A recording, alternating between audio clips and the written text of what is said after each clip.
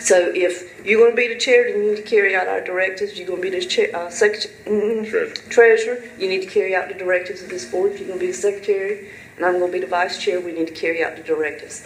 If not, we need to choose somebody else. Even if those directives go against the bylaws in which that govern us? They were according to the bylaws. I'd drop out.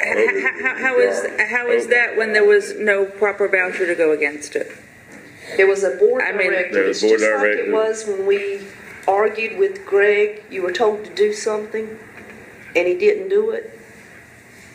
He didn't follow board directives. That's what this. But there was nothing in the bylaws or in the governing documents of the organization that contradicted what the board told him to do. The bylaws say that you're as instructed by the board.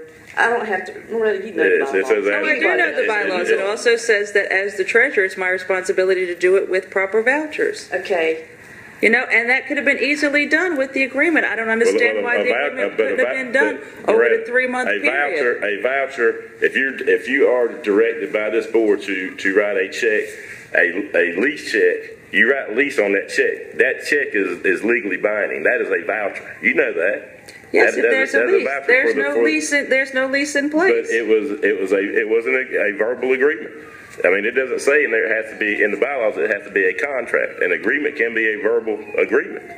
But it doesn't state an agreement right there is a signed agreement. It doesn't state pursuant to a verbal agreement.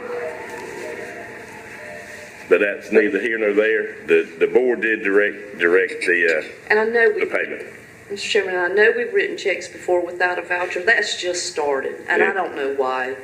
And it doesn't. Because people are going to jail for things now, and I'm not going to jail. I'm going to try to do it according to what our governing documents are, or what my responsibility is, and what the state of North Carolina says. The only thing I would ask is, if you want to be the chairman, just carry out the board directives. I understand what you're saying. If you don't want to sign the check, that's fine. I mean, they took care of that. We were in violation not having additional check signers. That's been done. If the board says do it, and I know it's not illegal, I'm going to sign the check. I'll have a copy of the minutes, just like when you signed your own stipend check. I'll have the minutes to document this was a board directive. This was not Juanita going out on a limb. That's the only thing I ask, because I know there have been things that we have done that's not come before the board. You and I talked about the accountant to do Wanda's thing. That didn't come before the board. You went out and done that. There's been times that you had to go and get cards. It didn't come from the board, but you went and got it. So it's like all this is just taking place but there was a proper invoice or something to attach it to. We have absolutely nothing to attach it to. No agreement that's going to secure the money that we're laying out. You're telling me that you would sign an agreement when I told you I was going to short-term lease, rent it from you, and I come to you and I want an agreement, then I'll go back and then our treasurer will write you a check. Would you do it? I don't think so. I don't know anybody that would do it. I wouldn't. Well, why couldn't the board have come together 3 months ago with Mr. Kendall? It really should have been something drawn up by an attorney, sat down, signed by both parties. We have a document in place, and 3 months of checks could have been written. Mr. Kendall, for some reason, just would not come together, or I don't know what the situation was, but there was no problem. I mean, even you and Mr. Charlene were supposed to get together an agreement and get it done.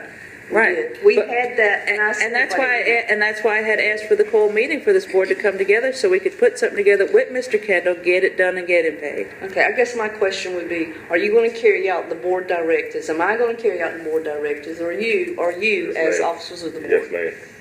If not, then we need to look at other things.